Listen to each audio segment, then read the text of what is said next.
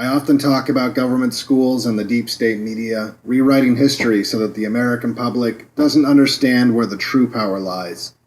Because if you can identify that power, you will also be able to study and confront it. It's also no secret that history is written by the winners. Armed with that knowledge, I'd like you to examine a moment in history that, when written immediately after it happened in the Mockingbird media and for the decades that preceded, was a complete fabrication. Lies that would be regurgitated and retold in books and television programs over and over and over again. Lies written by the winners in an unprovoked armed conflict involving the United States and a country in the Middle East. Not Iraq, not Iran, or even Saudi Arabia, but an attack perpetrated by Israel, unprovoked, on an unarmed naval ship in international waters, in an attack that claimed the lives of 34 American citizens and wounded 171. The attack on the USS Liberty on June 8, 1967. The USS Liberty was a naval intelligence ship monitoring the war brewing between Israel and Egypt. Surviving crew members who would be threatened into silence for decades now recall a clear sunny day with anger and confusion. At 10:30 a.m. that morning, an Israeli reconnaissance plane that had made visual contact and circled the vessel earlier in the day, along with several others beginning around 8 a.m., made visual contact again. The pilot circled so close that crew member Larry Weaver was able to wave and recalls the pilot waving back and smiling. They were slowly lumbering over our ship, and we were waving at them, they were waving at us, and I felt that we were in great shape because they knew who we were. We had an American flag flying, the standard, and then we put up the holiday colors, which is a huge American flag. And it was a bright sunny day with the wind blowing, 5 or 10 knots, the flag was unfurled. You could see it for miles. And despite the lies of both the Israelis and the Americans for the decades that followed, we now know that the Israelis had positively identified the USS Liberty as an American vessel, something that has been confirmed now with recordings of the pilot's communications.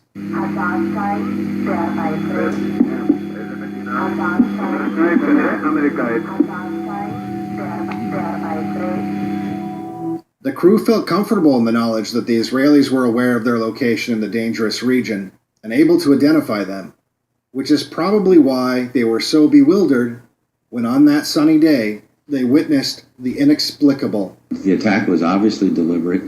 I consider it this cold-blooded murder of American sailors that day.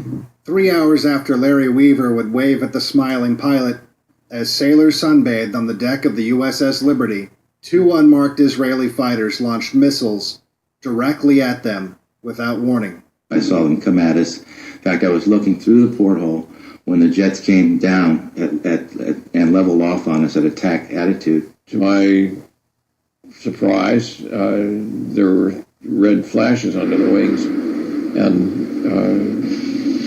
missiles, rockets started hitting the ship. But that would not be the end of the attack.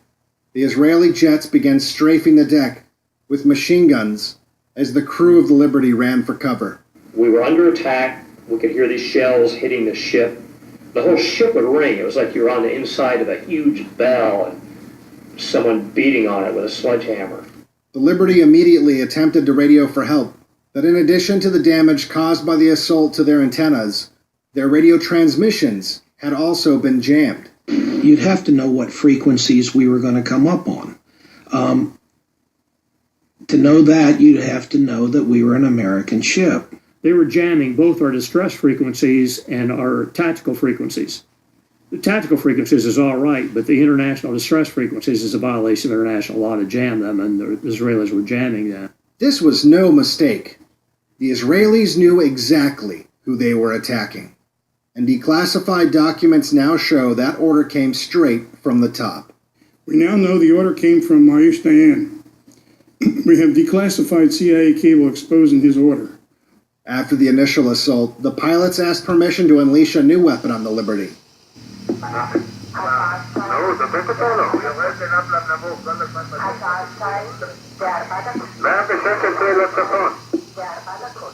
An order to napalm the defenseless ship was given. Remember, at this time, and ever since, Israel was considered our ally. While the Liberty burned with napalm, 2 Israeli warboats approached and began discussing with the pilots who would get to finish her off.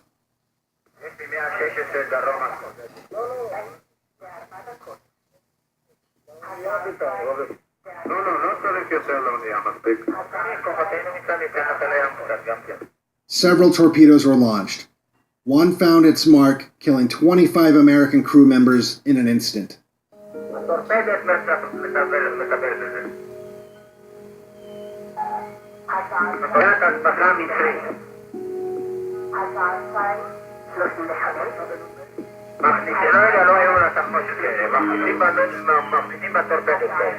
The ship was severely disabled, but the crew was trapped.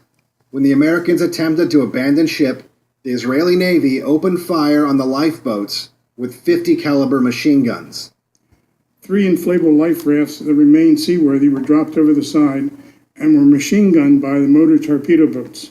With body parts strewn all over the deck and blood streaming down the bulkheads of the wounded Liberty, the Israeli torpedo boats circled its prey, firing armor-piercing projectiles into her hull, resulting in the killing and wounding of nearly 2/3 of the Americans on board. This is part of an armor-piercing shell. The outer portion or jacket makes the hole that this then goes through.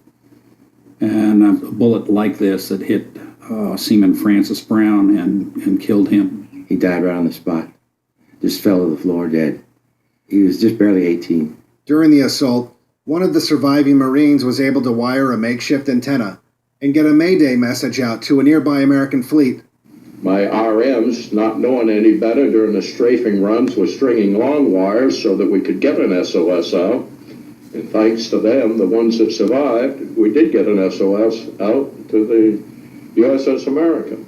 The Israelis intercepted the message, and fearing the Americans were sending out fighters to respond, called out the attack and summoned the American naval attaché and claimed they had made a terrible mistake.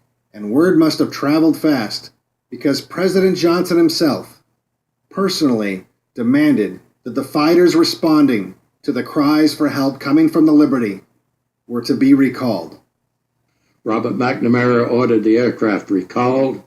He challenged the order, and Lyndon Johnson came on. Said he didn't give a damn if the ship sunk. He would not embarrass his allies. This was the worst attack on a U.S. naval vessel since World War II, and the response from the Americans was to cover it up. The Mockingbird media barely mentioned the attack, calling it a friendly fire incident. The Johnson administration discussed sinking the Liberty so that it couldn't be photographed. Survivors were threatened. The Navy told the Liberty survivors never to talk about the attack to anyone, including our families. Repercussions for violating these orders to silence could result in your court-martial, imprisonment for violating national security, or worse. NSA agents even camped out at their homes to ensure the press blackout.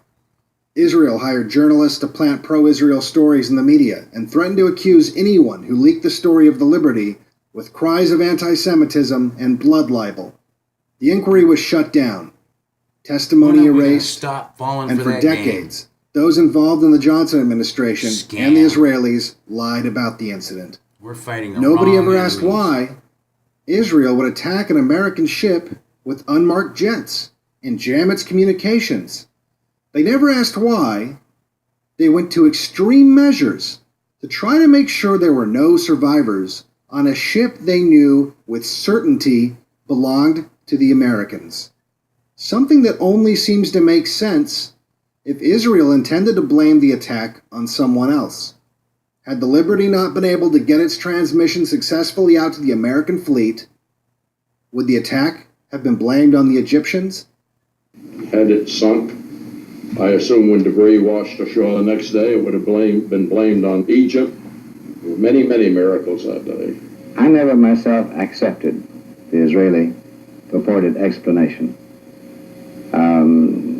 Accidents don't occur through repeated attacks by surface vessels and by aircraft. It obviously was a decision taken pretty high up on the Israeli side. Would the Americans have been lied into another war to fight on the side of those who attack them? Their own Once enemy? again, now that enough time has passed to ensure that nobody will pay for their crimes, the truth finally trickles out, and the guilty parties are pleased at the complete absence of a reaction from the American people. Yep. Because after all, history is written by the victors.